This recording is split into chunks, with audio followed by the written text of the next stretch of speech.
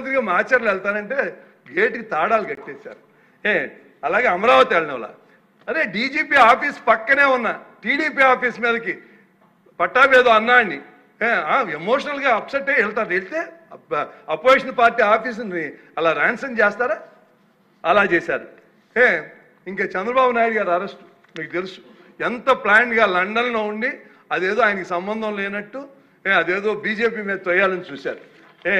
అలాగే పవన్ కళ్యాణ్ గారి విషయంలో అలాగే సేమ్ సామాజిక వర్గంతో తిట్టిస్తాం, వైజాగ్ వెళ్తే హోటల్లో పెడతాం.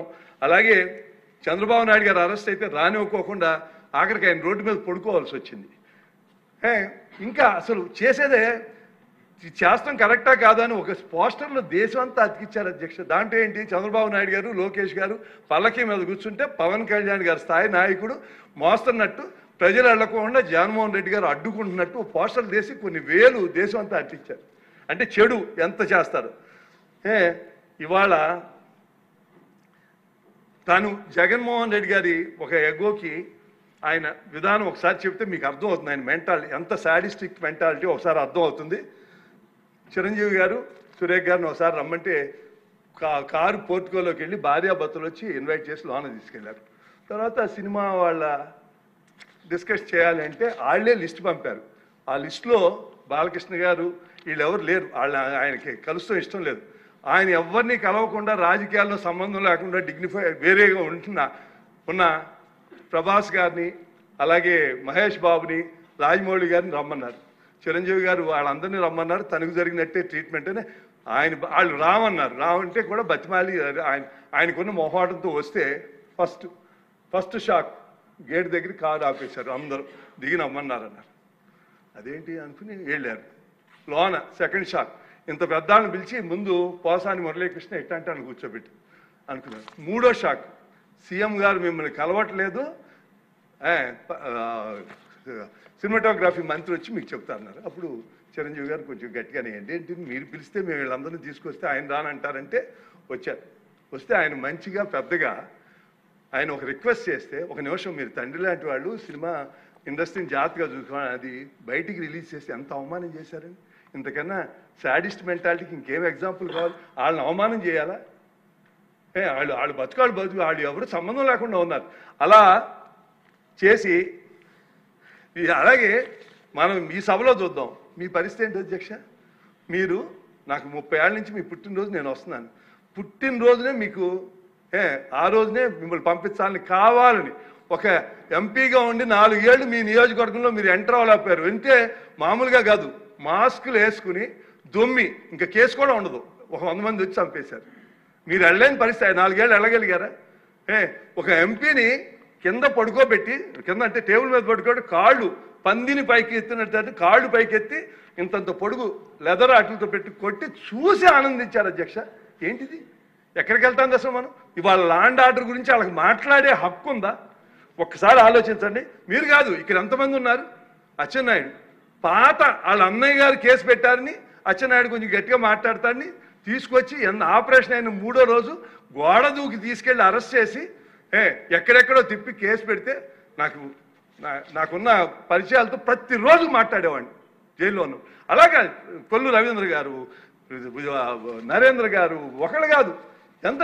అరే ఆ మహిళ గౌతులచ్చన్ గారు ఇందాక చెబుతున్నారు. గౌతులచ్చన్ గారు అంటే ఈ దేశంలో రాష్ట్రంలో అందరూ గౌరవిస్తారు. అందులో ఆయన అంటే ఆ గౌడ కులస్తులకి ఆయన ఏదో వాళ్ళ పితామహుడికి చూస్తారు. ఆమెను ఒక చిన్న పోస్టింగ్ పెట్టినందుకు తీసుకొచ్చేశారు. అందుకని నేను ఏం చెబుతున్నానంటే, మనం చంద్రబాబు నాయుడు గారిని తీసుకుందాం. ప్రజలందరికీ తెలుసు సార్, జగన్మోహన్ రెడ్డి ఆ లిక్కర్ స్కామ్లో ఉన్నాడు, 3,500 కోట్లు ఆయనకే వెళ్ళిందని అందరూ తెలుసు. కానీ మీరు రియాలిటీకి ప్రూఫ్ లేకుండా ఏమీ చేయలే. ఎవరైతే ఉన్నారో వాళ్ళనే చేస్తున్నారు. ఫైనల్గా ఎక్కడికి వెళ్తుందో చూద్దాం. ప్రజలందరికీ తెలుసు మొత్తం సూత్రధారి జగన్మోహన్ రెడ్డి గారని లిక్కర్ స్కామ్లో. జగన్ మీడియా ఎన్ని అబద్ధాలు నిస్సిగ్గుగా చేస్తున్నా మనం ఏమంటలా. సోషల్ మీడియాలో ఇప్పుడు మనకున్న హార్మోనీని కూడా చెడగొట్టాలని ప్రయత్నం చేస్తున్నారు. బాధ అనిపిస్తుంది. నాకు ఒక ఎగ్జాంపుల్ చెబుతాను, మీకు చాలామంది సభ్యులు తెలియదు. అంటే ముఖ్యమంత్రిగా ఏ రోల్ ఎవరు ప్లే చేయాలని జగన్మోహన్ రెడ్డి గారు 2017లో పాదయాత్ర చేస్తున్నారు. నేను కొల్లేరుకి 9 కోట్లు 13 కోట్ల అడ్మినిస్ట్రేషన్ శాంక్షన్ కోసం అయ్యన్న పాత్ర గారిని తీసుకెళ్ళి నేను చంద్రబాబు నాయుడు గారికి వెళ్తే ఆయన మా ఇద్దరికి 2 మాటలు చెప్పారు. శ్రీనివాస్ జగన్మోహన్ రెడ్డి పాదయాత్ర చేస్తున్నాడు, ఆయనకి ఎటువంటి ఇబ్బంది ఫుల్ మెడికల్ టీం ఎప్పుడు 24 గంటలు ఉండేది చూడన్నారు. అయ్యన్న పాత్రుడు చెప్తే ఇంకా ఆశ్చర్యం వేసింది ఆయన చేసేదానికి. అంటే మనకి లోకేష్ బాబు అమరావతి పాదయాత్ర చేసే వాళ్ళని ఎంత బాధలు పెట్టారో ఈయన ఆలోచన. అయ్యన్న ఎక్కడ పాట్ హోల్ నడిచే చోట పాట్ హోల్స్ లేకుండా చూడమన్నారు. కావాలంటే స్పీకర్ గారిని అడగండి, ఇది అన్నారో లేదో అని. ముఖ్యమంత్రి గారిని అడగలేదు, స్పీకర్ గారు మేము అనుకున్నాం తేడా ఇది అని. అందుకని నేను మిమ్మల్ని కోరేది ఏంటంటే, జగన్మోహన్ రెడ్డికి only personal and political agenda, Chandrababu Naidu గారికి public and future generations agenda ఉంది. ఆ డిఫరెన్స్ నోట్ చేసుకుని మనం తప్పకుండా ఉండాలి. అరే ఆంధ్ర రాష్ట్రం మనం అగ్రికల్చర్ స్టేట్ అలా గంజాయి కల్చర్ స్టేట్ అయిపోయింది. ఎక్కడ దొరికినా మూలాల ఆంధ్ర. ఇవాళ కంట్రోల్ చేస్తానికి ప్రయత్నం చేస్తున్నారు, డెఫినెట్గా చాలా బాగా చేస్తున్నారు, చాలా కంట్రోల్ ఇంకా చేయాలి. డిపార్ట్మెంట్ కూడా మంచి ఆఫీసర్ని పెట్టి, ఇవాళ పోలీసులు అంటే పూర్వం భయం ఉండేది, ఇప్పుడు నమ్మకం కలిగే విధంగా చేస్తున్నారు. ముఖ్యమంత్రి గారు నేను కంగ్రాచులేట్, డిపార్ట్మెంట్ కూడా కంగ్రాచులేట్ చేస్తాను. నేను నిజంగానే చెప్తాను అధ్యక్ష, 2018లో అప్పటికే నాకు 71 ఏళ్ళు చాలు రిటైర్ అయిపోదాం అనుకుని సభలో ప్రకటించా.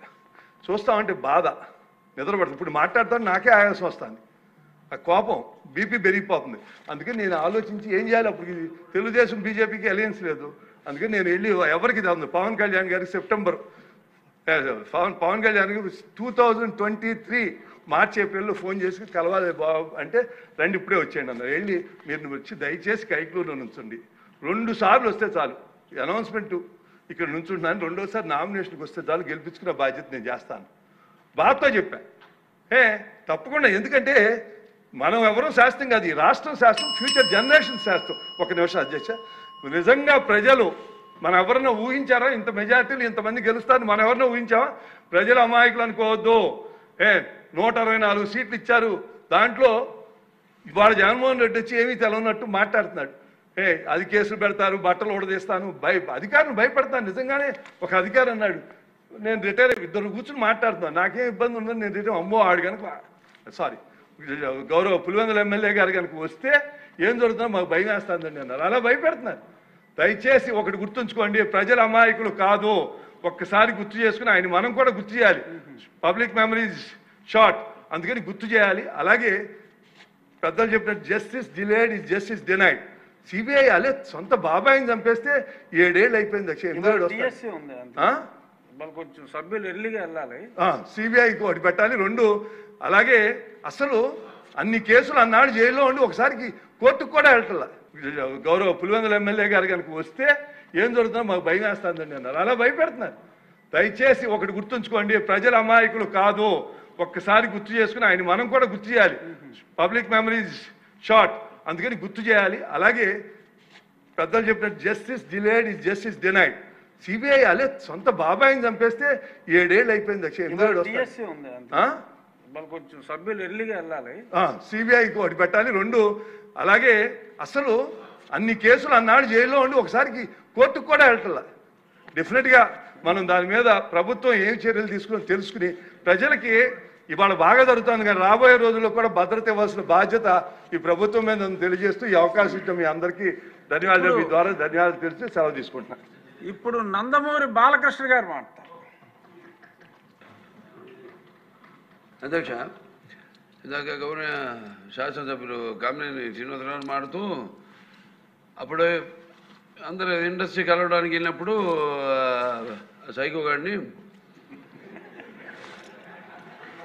చిరంజీవి గారు గట్టిగా అడిగితే అప్పుడు ఈయన వచ్చాడంది అబద్ధం. గట్టిగా ఎవడు అడగలేదు అక్కడ. అది మీరు అన్నారు ఇందాక,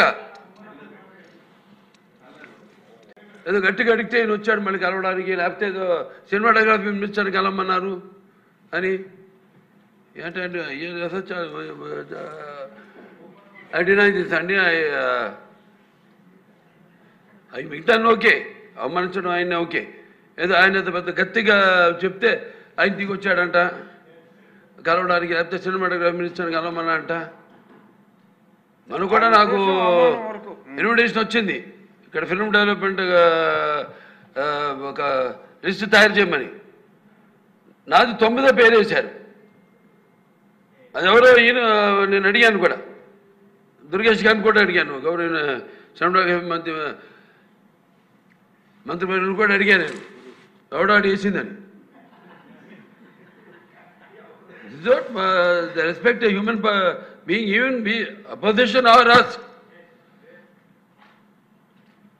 తొమ్మిదో పేరు వేశారు. ఇదే అదేదో గట్టిగా ఎవడు అడిగాడు, గట్టిగా అడిగితే పంపించారు లోపలికి, వచ్చాడు ఈడు కలవడానికి. Sorry, I want to clarify this. No, very good, sir. Nonsense.